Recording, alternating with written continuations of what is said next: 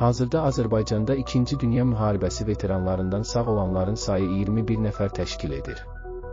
Hər il Prezident İlham Əliyevin müvafiq sərəncamına əsasən 1941-1945-ci illər 2-ci Dünya müharibəsi iştirakçılarına birdəfəlik maddi yardımların ödənişi həyata keçirilir.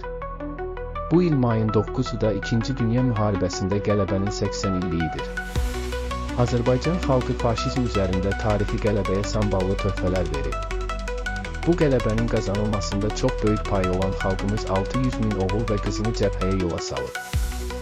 Onların 300 mindən çoxu döyüşlərdə qəhrəmanlıqla həlak olub. Həmin müharibə zamanı göstərdikləri igidliyə görə Azərbaycanın 123 nümayəndəsi Sovet İttifaqı qəhrəmanı adına layiq görülür, 170 mindən çox əsgər və zabitimiz müxtəlif orden və medallarla təltif edilir. Azərbaycan diviziyaları Qafqazdan Berlinədək şanlı döyüş yolu keçib, yüzlərlə həmyerlimiz isə partizan dəstələrinin tərkibində vuruşub. Bu qələbədə Azərbaycan nefti həlledici əhəmiyyət kəsb edir. Azərbaycan Sovet ordusu üçün yanacaq sürtkü materiallarının əsas tədarükçüsü olub.